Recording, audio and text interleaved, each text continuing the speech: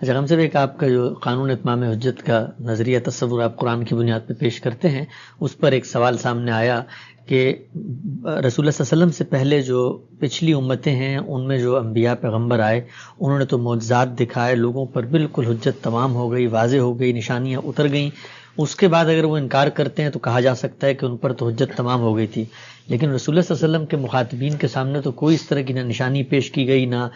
وہ معاملہ وہ جو پچھلی امتوں کے ساتھ تھا، تو یہاں پر پھر اتمام حجت کیسے کہہ سکتے ہیں کہ ان پر بھی ہو گیا تھا؟ یہ اتمام حجت کے لیے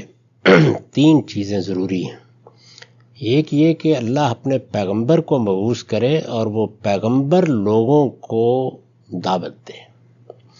یعنی میں دعوت دوں، آپ دعوت دیں، ہماری کیا حیثیت ہوتی ہے؟ یہی کہیں گے نا کہ ہم نے یہ بات سمجھی ہے،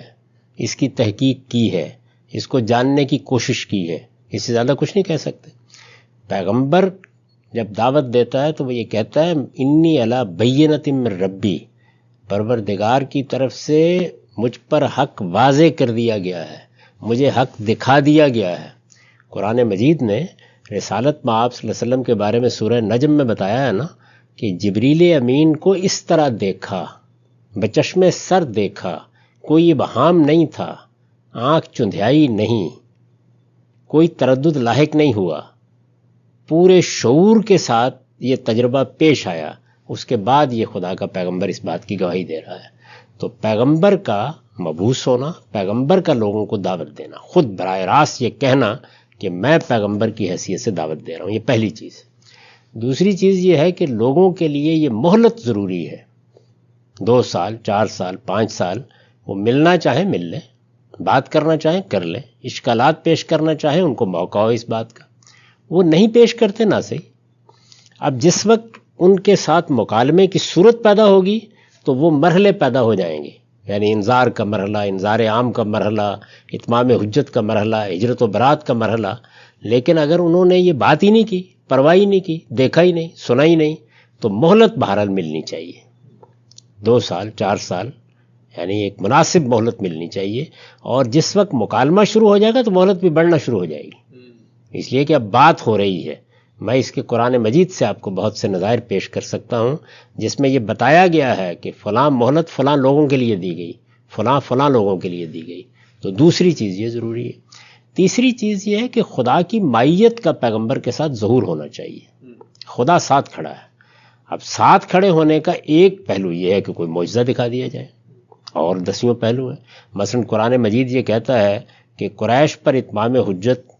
کے لیے انہوں نے جب یہ کہا کہ ہمارے اور آپ کے درمیان ایک معرکہ پیش آنے والا ہے تو ہم نے اسی کو یوم الفرقان قرار دے دیا۔